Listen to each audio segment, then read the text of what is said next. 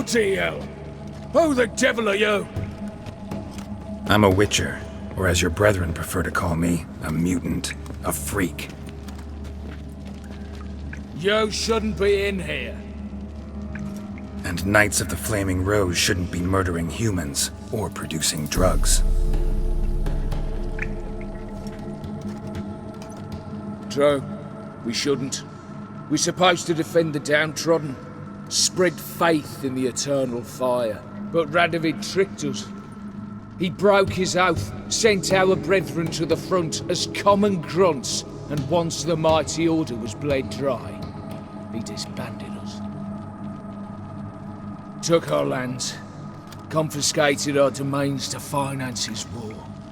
The brethren who didn't object were appointed mage hunters. Those who took umbrage dared to stand up to him. They were imprisoned or exiled. We're but a handful who still wear the colours. And we must find a new place in this world. What can I say? You've done well. Before long, you'll be another salamandra. Congratulations. I'm out of here. Salamandra. Wait! I know you. You're Geralt of Rivia, Jacques de Aldersberg's killer. None other. And if I had to go back, I'd do it again. That was the start of our downfall. You were the beginning. Accursed mutant! Draw your blade! No need to yell. Just ask, politely.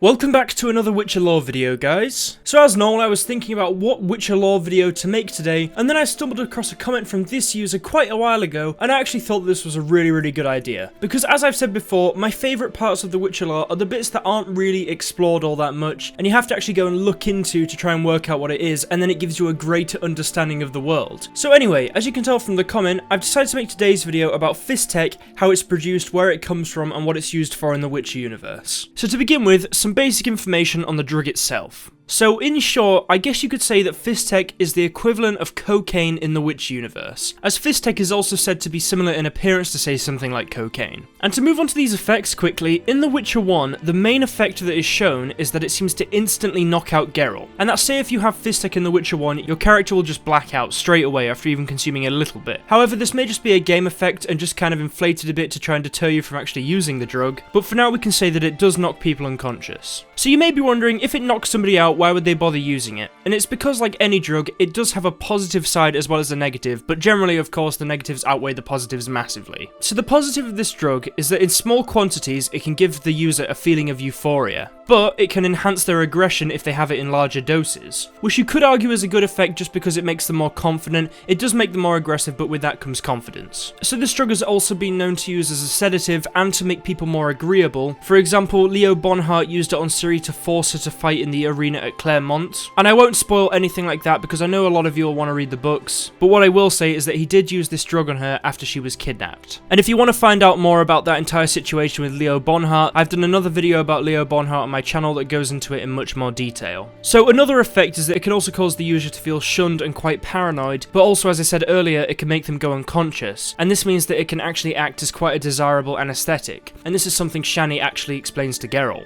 So there's one final effect that we actually know of, and this is an effect told to us in The Witcher 2, and this is that Fisstech can cause hallucinations in some users of the drug. So yet again, hallucinations is a positive / negative, as you could have bad hallucinations or good hallucinations. So despite all the bad effects, and I suppose you could say the good effects, not everybody generally believes that Fisstech is bad. Because even a lot of people that use Fisstech have the idea that, yeah, this is bad, I really shouldn't be doing this, but I like the positives. But there is one race in the Witcher universe, known as the Vodyanoi, that actually accepts it as tribute, so clearly they have a liking to it as well. Fisstech is also generally consumed through the nose, which can lead to symptoms such as sneezing, and I suppose you could also say cold-like symptoms, quite sniffly, a bit ill. However, actually, Geralt does state in the games that it can be consumed in another way than the nose, and this is when he told the Fisstech addict Jethro that it is most effective to put it where you can fold back your skin. And I'll just let the implication run in with you guys, I'm not going to say the specific thing as I may get demonetized.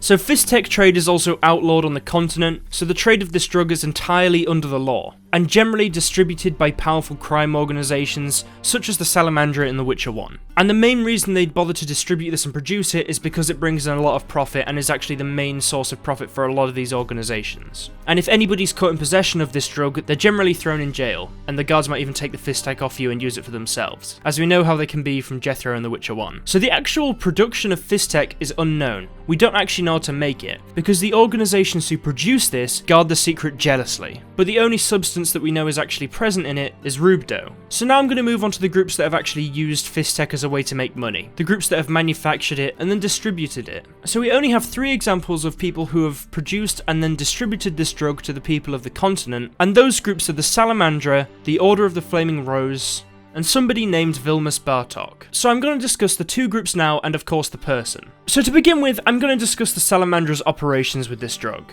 In The Witcher 1, the Salamandra controlled the trading and production for this drug in Vizima, and also of course the surrounding area, such as the outskirts. So this was originally this group's main source of income. In fact, if you killed anybody from this group, you would generally find fisstech on them, as a lot of them were users themselves, and a lot of them were also distributors of the drug. And it was all going well until the white-haired Witcher Geralt of Rivia dismantled their organisation one death at a time, finally ending with the death of Azar Javid. Now to move on to the next producer of this drug. So in The Witcher 2, the white-haired Witcher, Geralt, was approached by the alchemist Wenzel Pug, and this was to obtain the formula for some special incense being created in Flotsam by Vilmus Bartok. And Geralt of course later discovers that this was a formula for fisstech. So for the final group, this group was present in The Witcher 3 Hearts of Stone DLC and was also present in The Witcher 1, but back then they didn't make drugs. So the final group to produce and trade this drug was the disgraced Order of the Flaming Rose. And I won't get into exactly how this group went from being knights who fought for justice to drug dealers, but if you want to find out more, you can go and watch my Order of the Flaming Rose video. Anyway, after Geralt caught wind of their operations, he also dismantled their drug business one death at a time, finally ending with the death of the Order's current Grandmaster, Ulrich. They weren't actually producing fisstech for that long, but yet again they were still a producer of fisstech in the Witch universe, and they knew the secrets to making it. So that's pretty much all the main information on this drug and the people that produce it, but there's actually some more interesting information in the Witcher 1 journal entry, so I'm going to read that for you now. But first of all, I just want to say that it's quite interesting, as this drug is actually present in the books, so it is a completely lore-friendly, canon-to-the-books drug. So now for the Witcher 1 journal entry. Fisstech is a popular narcotic among affluent youth and members of Temeria's underworld. Powerful crime organisations jealously guard the secrets of its production. Although the laws of the kingdom forbid the drug's sale, fisstech is a huge source of profits for the bosses of the criminal underworld. So finally, to finish off today's video, I'm going to just read a little bit of trivia. So the elves refer to this drug as the White Death, which gives us the idea that the elves are just as badly affected by this drug as humans, and they obviously, generally as a whole, have a low opinion of it. And of course, as I mentioned earlier, the real world inspiration for this drug is cocaine. Anyway guys, I hope you've enjoyed today's video. As I said at the start of the video, these are some of my favourite videos to make, as I feel like they just flesh out the world so much more. It's almost like filling in all the little gaps that the games don't massively explore, and I just enjoy this lore so much, and I hope you've all learnt something new today. As always guys, be sure to go and follow my Twitter. I do updates on there pretty much whenever I post a video, whenever anything interesting happens, whenever there's any news to tell you, I'll tell you on there. So if all of you watching are interested in this channel, interested in the videos, and you have a Twitter, be sure to go and follow me on there, as you'll get my tweets in your feed when anything new comes out, or anything interesting's happening.